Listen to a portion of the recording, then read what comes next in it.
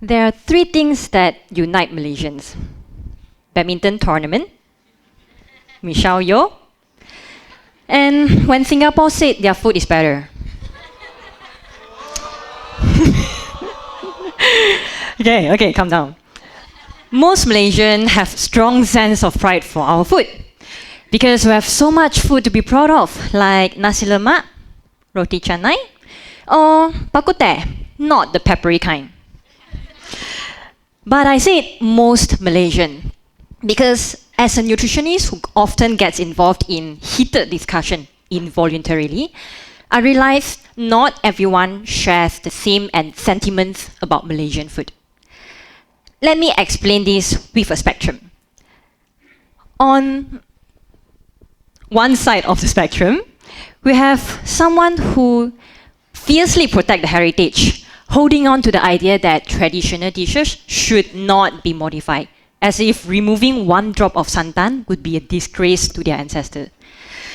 But people often don't realize that a lot of our traditional dishes were born out of necessity, born out of love.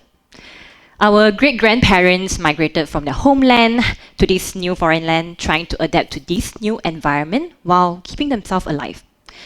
Cooking the food that they grew up with is one of the ways to remind them of home, to keep them sane, to recreate that feeling of being taken care of when their family or their parents cook their favorite dish.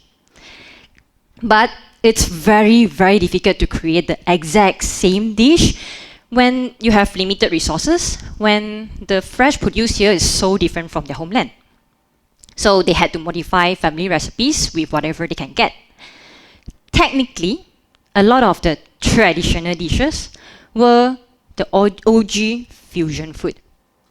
It was created exactly because our great-grandparents was willing to let go of what was and to embrace what if. Now, on the other side of the spectrum, we have people who despise Malaysian food because it's unhealthy, because it doesn't fit the stereotypical image of healthy diet. Of course, I'm not delusional. I have to admit that a lot of our local dishes is not the most balanced one. They are carbohydrate forward and they tend to be higher in calories.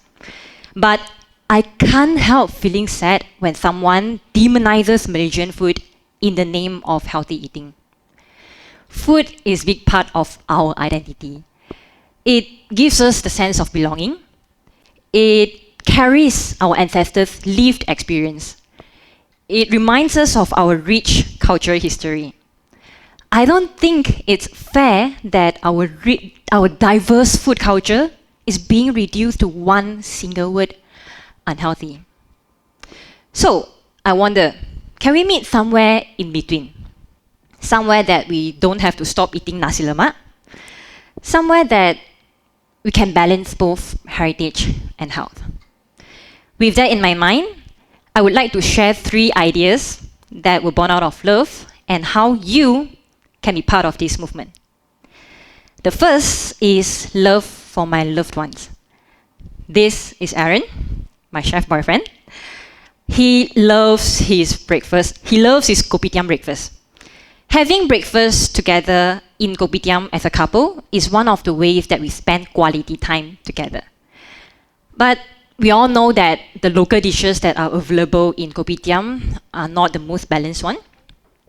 And so, in between wanting to spend time with him and making sure my breakfast is nutritious and balanced, I came up with a solution.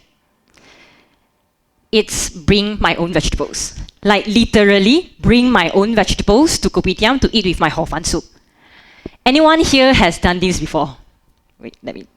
Okay, not a lot of people raise their hand. Okay.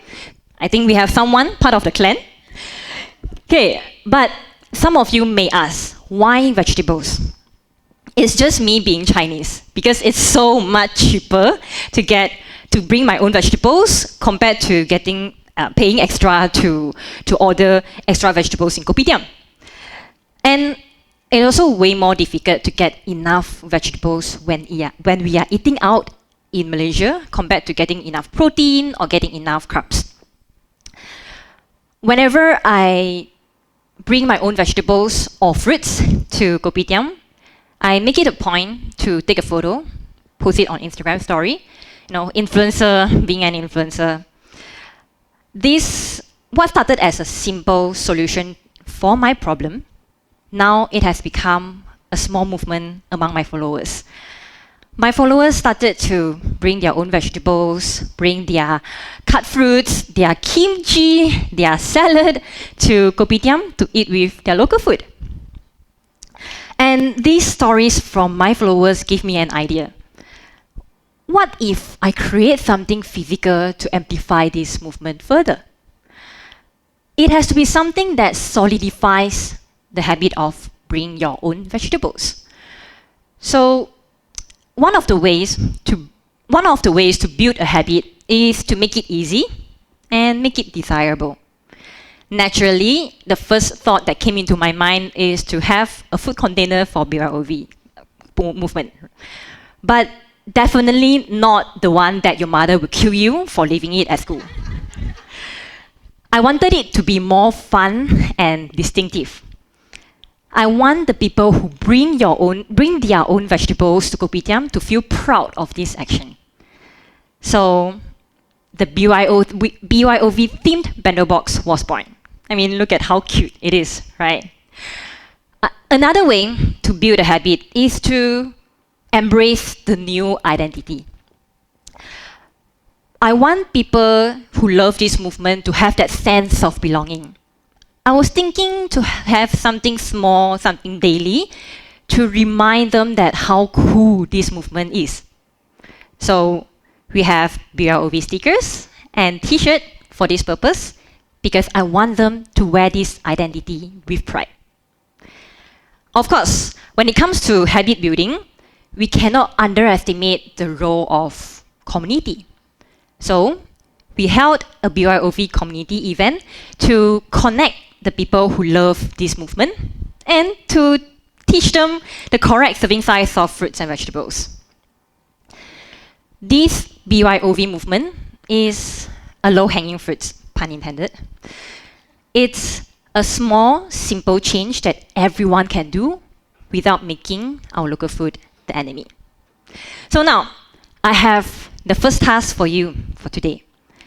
Next week, I want you to bring your own vegetables to one of your eat-out meal. You can bring cut vegetables, cut fruits, cut cucumber, cut cherry tomatoes, or that sad salad that's sitting in your fridge drawer that's almost dying. Bring that out, bring that to your local food meal. You can take a photo and post it online if you want. This simple action of bring your own vegetables will help you to approach local food from the lens and angle of at Norwich Street. But of course, your simple Instagram story would also help us to amplify this movement further. Now, the second love, which is the love for our cultural food. This love came to me rather recently, I have to admit. I didn't grow up being exposed to different cuisines from different cultures. I went to Chinese primary school and secondary school. I speak Mandarin most of the time throughout my formative years. And I lived in a neighborhood with mainly Chinese. I basically lived in my Ching Chong bubble. It was, my first exposure to different cultures was back in my university during when I was a nutrition student. It was a local university, so I was exposed to Malay culture.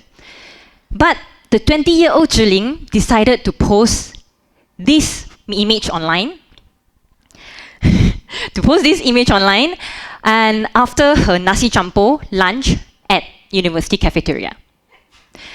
I was the exact person who demonizes Malaysian food just because it doesn't fit the stereotypical image of healthy diet. It was my time as a recipe developer for a cooking machine that helped me widen my perspective on local food. I was being tasked to develop recipes, of course, as a recipe developer, not a nutritionist. So this change of roles helped me to approach our local fruit from the lens of curiosity, not scrutiny. It helps me to understand which ingredients are irreplaceable, which steps are modifiable. And my love towards local food grows stronger and stronger. I became a foodie to a point where I created a separated account just to record my experience of eating out in Malaysia. And I have a question to ask all of you. Anyone here has tattoo?